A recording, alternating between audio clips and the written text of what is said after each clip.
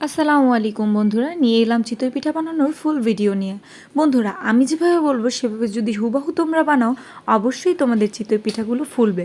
আর তোমরা নিশ্চয়ই অনেকেই এই চিতই পিঠা দুধে ভিজিয়ে খেতে অনেক পছন্দ করো। যখন চিতই পিঠাটি ফুলবে তখন আর কি দুধে ভিজিয়ে খেলে অনেক টেস্ট লাগবে, মানে ভিজবে ভালো, এ কারণে। আচ্ছা, যাই হোক, কথা বন্ধ করে এখন বলা শুরু করি। প্রথমত আমি নিয়ে নিলাম চালের গুঁড়া এবং পরিমাণ মতো লবণ এবং সামান্য পরিমাণ চিনি। চিনি অ্যাড করলে একটু টেস্টটা বাড়ে। তারপর আমি একটি পাত্রে পানি গরম করতে দিলাম। পানি ফুটে আসলো, পানিটিকে নামালাম। তারপরে সেই চালের গুঁড়া আর পরিমাণ মতো যেটা লবণ দিয়েছিলাম সেটার ভিতরে আমি অল্প অল্প করে গরম পানি দিতে থাকবো এবং ভালোভাবে সেই চালের গুঁড়াটাকে পানি দিয়ে মিশ্রণটি তৈরি করব।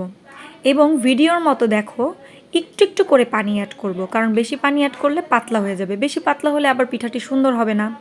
আর অবশ্যই ভিডিওর মতো গোলাটি তৈরি করবে। বেশি ঘনও হওয়া যাবে না, আবার পাতলাও হওয়া যাবে না। এই যে দেখো, ভিডিওটির মতো ঠিক এরকমটি হবে। তারপর যেটাই তো আমরা চিতই পিঠা বানাবো, সেই ছাঁচটিতে অবশ্যই অনেক দিন আগে তুলে রাখা হয়, সেটাকে আর ধোয়ার প্রয়োজন নেই। সামান্য পরিমাণ লবণ পানি দিয়ে একটি ন্যাকড়া দিয়ে সেই ছাঁচটিকে ভালোভাবে মুছে নেব। এতে করে পিঠাগুলো ভালোভাবে তৈরি হবে। ছাঁচটিকে মুছে আমি চুলায় বসিয়ে দিলাম এবং সেই গোলাটিকে আমি ছাঁচের ভিতরে দিয়ে দিলাম। ছাঁচটি যখন গরম হবে তখন দিব। দেওয়ার পরে আমি ঢাকনাটি একটু পরে ঢাকনা দিয়ে ঢেকে দিব। যখন দেব সামান্য পরিমাণ উপরে ফুটা ফুটা হয়ে আসবে, তখন আমি ঢাকনা দিয়ে ঢেকে দিব।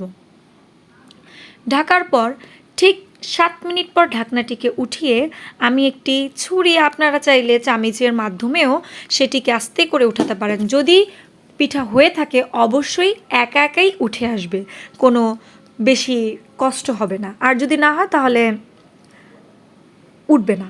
বন্ধুরা দেখুন, আমার চিতই পিঠাটি কত সুন্দর হয়েছে, কত ফুলেছে। এই চিতই পিঠাটি ভর্তা দিয়ে খেতে বা মুরগির মাংসের ঝোল দিয়ে খেতে বা ঝোলা গুড় দিয়ে খেতে দারুণ লাগে। তোমরা বানিয়ে খেয়ে দেখতে পারো। কেমন লাগলো বন্ধুরা, কমেন্ট করে জানিয়ে দিও। সবাই ভালো থেকো, সুস্থ থেকো। আল্লাহ হাফেজ।